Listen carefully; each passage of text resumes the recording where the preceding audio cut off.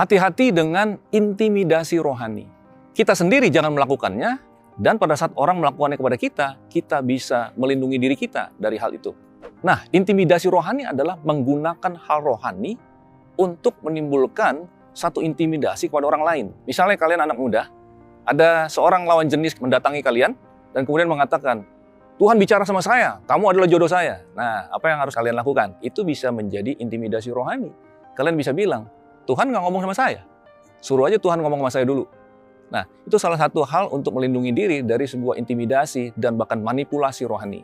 Para pendoa syafaat berpotensi bisa melakukan intimidasi rohani bahkan kepada gembala mereka.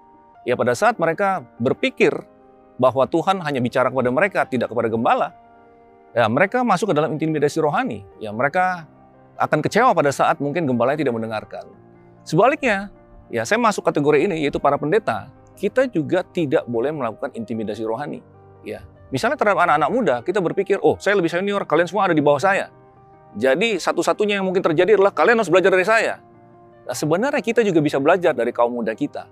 Dan kita juga jangan sampai misalnya mengatakan atau mengklaim, Tuhan berbicara kepada saya, kalian harus begini. Kita harus mengizinkan Roh Kudus juga berbicara, paling tidak memberikan konfirmasi di dalam hati mereka masing-masing tentang arah daripada hidup mereka. Yang paling parah adalah kalau kita sebagai pendeta seperti mengklaim atau menyatakan kalau orang keluar dari gereja saya pasti akan dikutuk Tuhan. Saya percaya itu adalah intimidasi rohani, bahkan manipulasi rohani.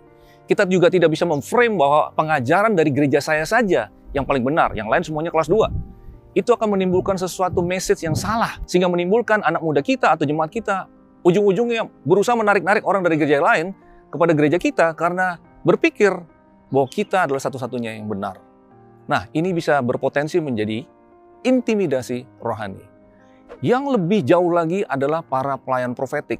Ya, hamba-hamba Tuhan yang mendapatkan nubuatan atau pernyataan Tuhan tertentu.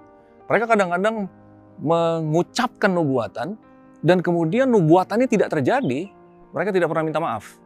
Jadi saya secara pribadi percaya prophetic ministry. Saya percaya nubuatan.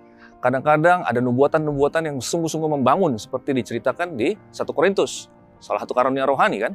Tetapi hal ini berpotensi bisa menjadi intimidasi rohani pada saat hal-hal yang powerful seperti ini, pernyataan Tuhan, bisa digunakan untuk mengendalikan kehendak orang atau membuat orang seperti tunduk kepada apa yang diputuskan oleh si hamba Tuhan profetik ini. Jadi saya percaya kita harus berhati-hati, menjaga diri untuk tidak melakukan dan juga tidak menerima kalau intimidasi rohani atau manipulasi rohani terjadi. Segala sesuatu pernyataan Tuhan di dalam hidup kita harus dicocokkan selaras dengan firman Tuhan yang tertulis. Di dalam buku ini saya menuliskan pengalaman pelayanan lebih dari 30 tahun, dimulai dari saya merintis jemaat yang pertama di usia 23 tahun, dan juga 2 jemaat yang berikutnya, serta pengalaman menjadi ayah dari 3 putri Gen Z. Saya percaya buku ini berpotensi untuk merubah pola pikir worldview Anda semua di dalam menjangkau generasi masa kini. Dapatkan buku ini dengan cara mengklik link di bio Instagram dan TikTok saya. Tuhan Yesus memberkati.